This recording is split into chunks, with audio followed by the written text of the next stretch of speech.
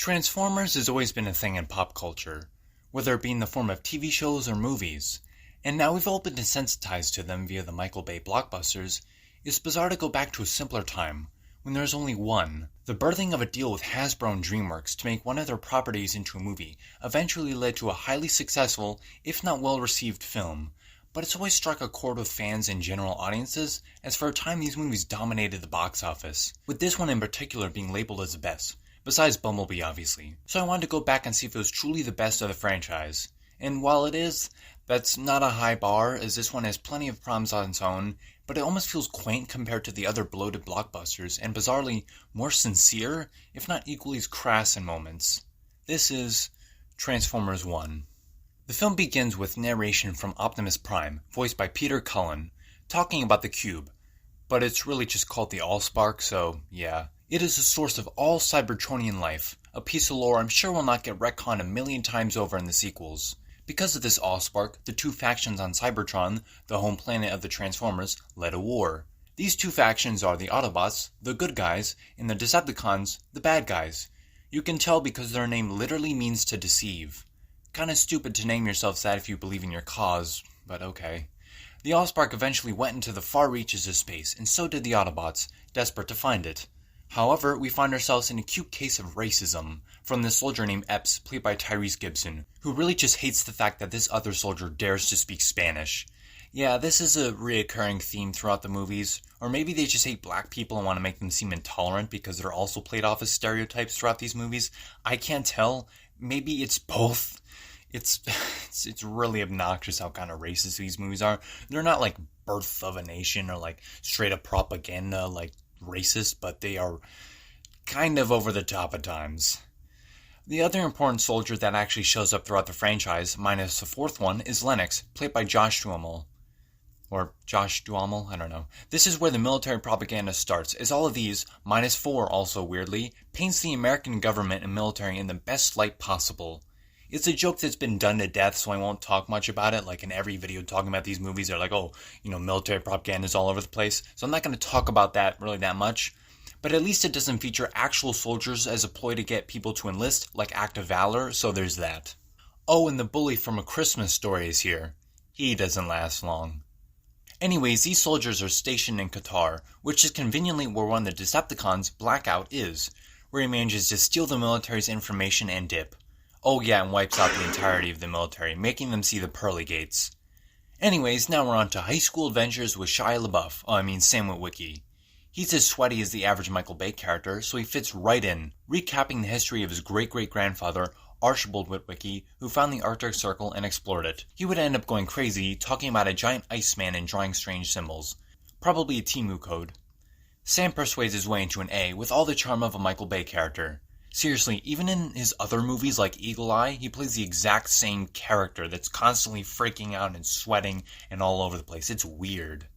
Sir, just ask yourself, what would Jesus do? What?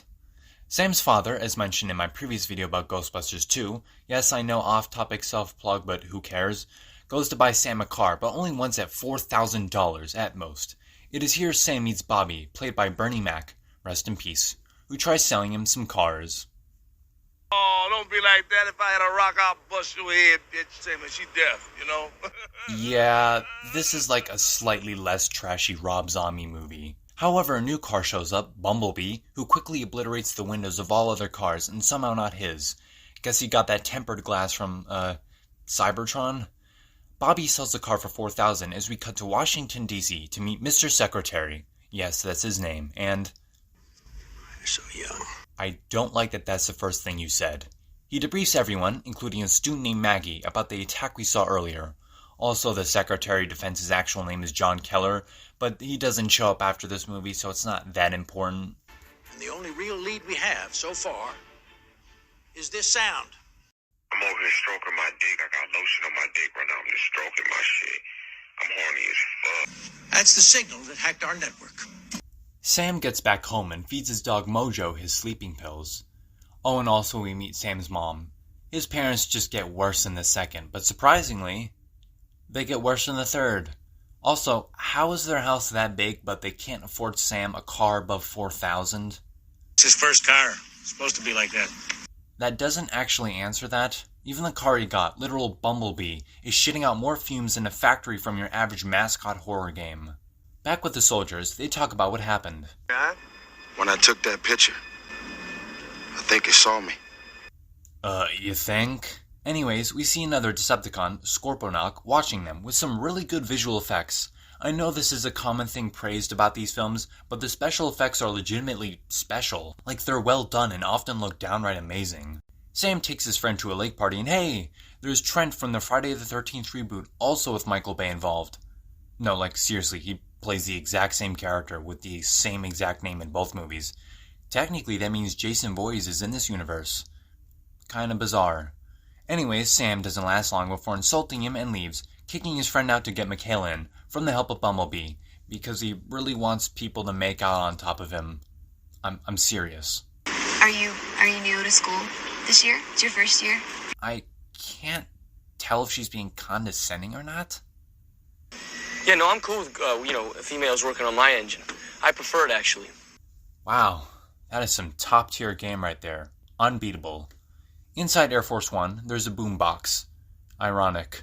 There's also the president, only shown in socks. Interesting. Why? Also, the boombox is actually a Decepticon called Frenzy, so he's totally mentally stable. He infiltrates the network and steals info regarding Project Iceman, so it's named after what Archibald Woodwicki, the guy who went crazy and sent to a psych ward, called it. Nice. And apparently the signal Frenzy is sending while hijacking is the same exact one as Blackout's when stealing the information from before. Might be more wise to not do that so people can't pick up on patterns unless your plans. Just seems like a way for people to recognize a threat after it makes the same noise twice from different enemies and thus be one step ahead. Either way, he's stopped by security but manages to quickly murder them with CDs. Air Force One lands and so does Frenzy along with another Decepticon that is now joining the scene, Barricade, who actually manages to survive the entire Bayverse. Also, Frenzy somehow isn't noticed by anyone. Yeah, these guys got room temperature IQ. Also, Barricade can project a fake person driving, which is pretty cool. Dude, are you okay? You find Sam's eBay account. Yes, this is a legitimate plot point, and his absolutely crazy mugshot looking photo. Bumblebee starts moving, and Sam starts grooving to the sounds of this pretty cool soundtrack. The soundtrack is also another thing great about this franchise. Even the fourth one has some pretty cool beats, as does the rest, with the majority of the famous ones coming from Linkin Park. One of the songs is called No Sacrifice, No Victory, which is a reference to an earlier line in the movie when Sam's buying a car.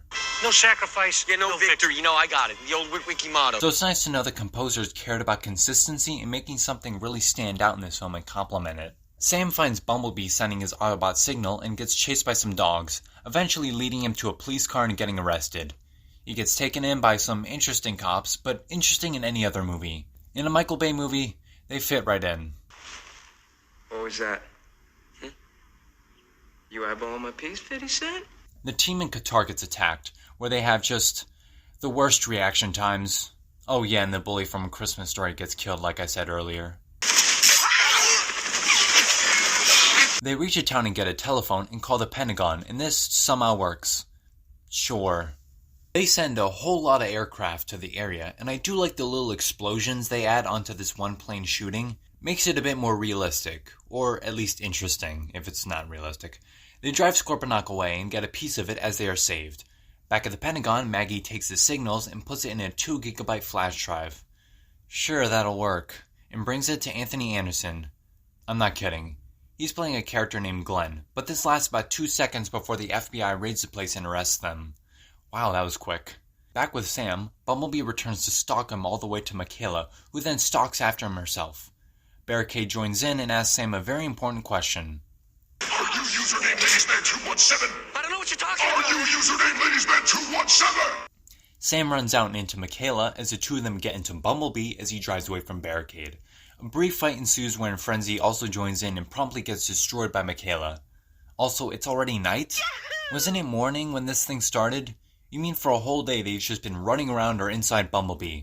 That sounds weird, so I won't say that again. But still, really? A whole day? Wasn't it night like a few scenes ago? Just said it during that night. Bumblebee formally introduces himself with the help of audio clips from all throughout history, cause he can't speak. as more Autobots land on Earth, like Optimus. All the Autobots along with Sam and Michaela arrive at an alley, I think, where they formally introduce themselves. There's OptimusPrime, Jazz. What's cracking, little bitches? This looks like a cool place to kick it. There's also Ironhide, the weapons specialist who makes a Dirty Harry reference, and Ratchet, their medical officer. The boy's pheromone levels suggest he wants to mate with the female. Wow, this dialogue really needs some work. There's also Bumblebee, but I already introduced him. OptimusPrime relays Cybertron's history to Sam and Michaela and everything important you need to know, which I already explained in the beginning. Our planet was once a powerful empire, until we were betrayed by Megatron, leader of the Decepticons. Wait, you were betrayed by a group of robots with deception in their name? That's honestly impressive. Lennox and Epps take a look at the piece of Scorponok while Maggie and Glenn are detained, wherein he is continually obnoxious and loud. Amazing! Anyways, the Autobots go over to Sam's house, where they try to search for the glasses. However, Optimus must have the patience of a Gen Alpha kid, because like every 30 seconds he and the rest of the Autobots are destroying property, or Mojo's pissing on Ironhide. Great. Wow, that was tingly. Doing here, you're ruining my youth, For okay? Pete's sakes, you are so defensive. Were you masturbating? You don't have to call it that word. If that makes you uncomfortable, you can call it Sam's happy time. I'm not even gonna comment on this, it's so rancid. We saw it. What the hell was that noise? The parents, very irritating. Yeah, I gotta agree. Yeah, can I take them out? Ironhide, you know we don't harm humans.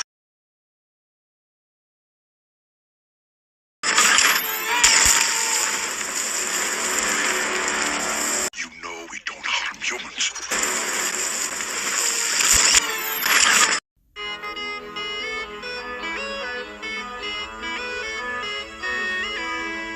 Eventually Sector 7 shows up, with Simmons played by John Turturro, who's in 2 and 3 as well as 5. He's immediately entertaining and also reveals that the Transformers are in fact radioactive and takes them away. She's a criminal. Criminals are hot. Sir, that is a high schooler. Eventually they all get stopped by Autobots and this happens.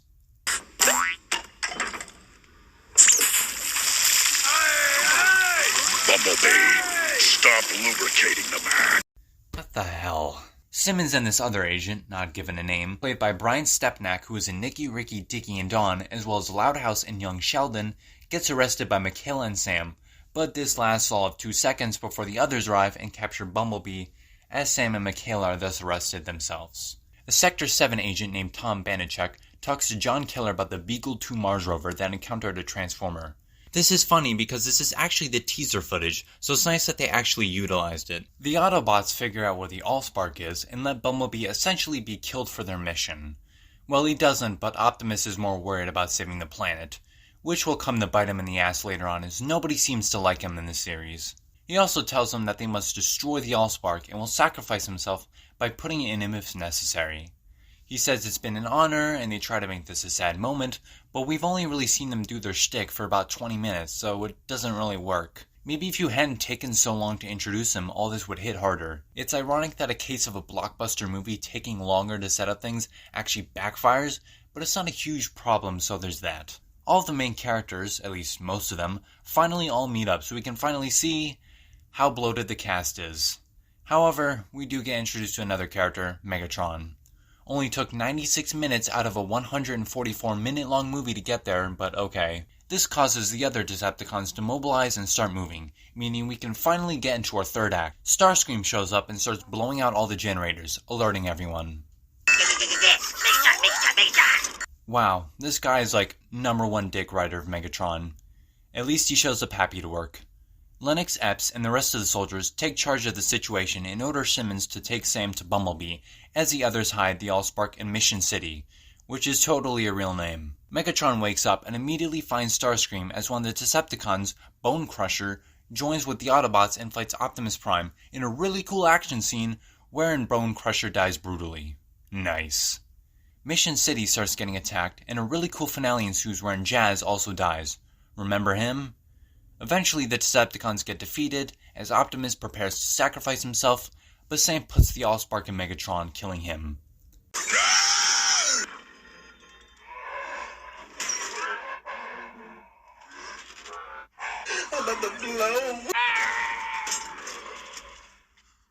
Wow, might have been a better idea than killing yourself first. Also crazy how the dude who takes up a quarter of the poster is only on it and actually doing stuff for less than 30 minutes of the movie. Crazy. OptimusPrime takes a piece of the Allspark left as the military drops Megatron in the ocean. Sam and Michaela make out on top of Bumblebee as the others watch. Apparently they get off to this. However, Optimus gets off to making epic speeches as the film ends with one, as well as a Linkin Park song, What I've Done. And that was Transformers. Bloated, but fun. It takes a lot of time setting things up, similar to the Star Trek reboot with the same writers, and has the same problems. It's very nostalgic and relies on you knowing these characters to elevate them, and often has the characters do silly things just for the plot. However, I do find these characters more memorable, mainly for how weird they are and how they do not seem to act like normal humans, but over-exaggerated stereotypes. As such with the overabundance of military characters. However, it is stronger when it's about the Transformers themselves. In the third act, while bloated, is a lot more contained than the others, and makes for a good finale with some really awesome action scenes, and ends up leaving you satisfied, but not exactly ready for more. This is a reoccurring problem with Michaelbay's movies, as they are often too much and over the top, but this represents him as some of his most restrained, and you can tell. The sequels get infinitely worse when it's mainly Michaelbay's writing and the lack of planning, which is why it's so shit, and this is actually decent. I hope you enjoyed this video. You can like and subscribe if you want, it shows your support, and you can follow me on Instagram or TikTok, where I post things relating to my videos. I'm curious to hear your thoughts on this movie and this franchise as a whole, and I hope you stick around and hear me cover it. I'll see you in the next video. Bye bye.